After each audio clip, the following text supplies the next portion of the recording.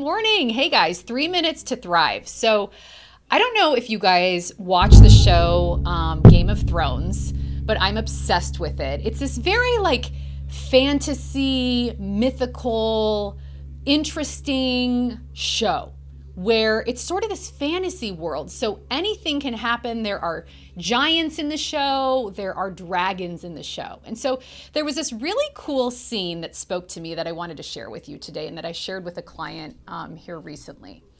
Basically what it was is there's a dragon queen who is a fierce warrior queen, and she rides dragons to defeat her enemies. And she was trying to convince this other king to hop on one of the dragons with her to go slay some more enemies, right?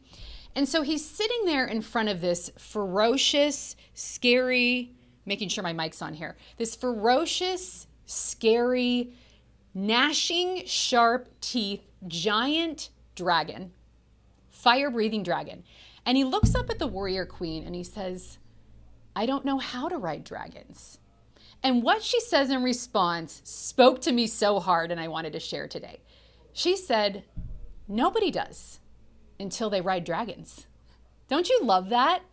So, as we're approaching these big, scary, new things in life, and we're walking in with so many objections to this thing that we want to try.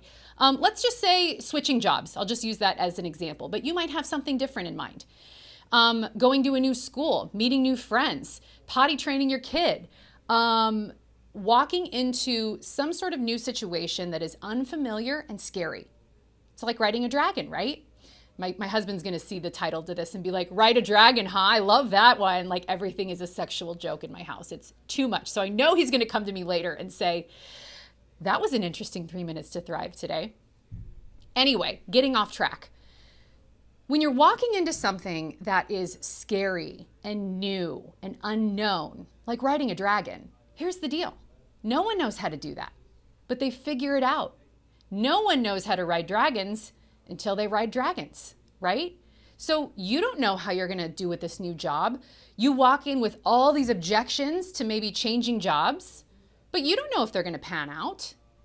Just like riding the dragon, you could fall off, the dragon could eat you, you could not even know how to get on in the first place, you could be dropped from high above. So many things could go wrong in riding dragons. So many things could go wrong in this new scary thing that you're embarking on. But what if, as you go, you rested in the knowledge that you are capable and that you will figure it out?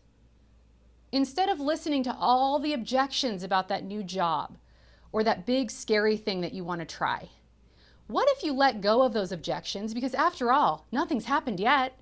We don't need to plan for the worst case scenario. What if we planned for the best case scenario and just said, "Hey, when it's time for me to learn how to ride this dragon or how to start this new job, I will figure it out. And guess what? If I don't like it, I can quit.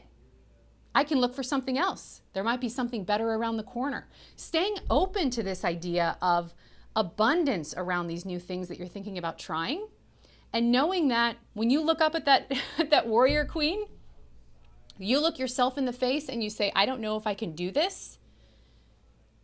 Just like that king said, "I've never ridden a dragon before. I don't know how to ride dragons."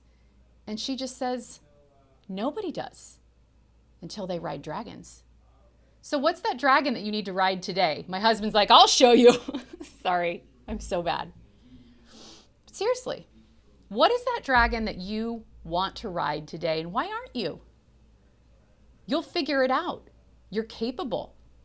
No one knows how to do it until they try and get started. So I hope that encourages you to go after those dragons. Ride those scary things. Live out the life and the purpose that you desire, because you are worth it and you are capable. You have every tool you need to figure it out. All right, guys, have a great day. Thanks for being here. Sorry for my crass jokes. I know you were thinking it too, though. Be honest, right? Bye, guys.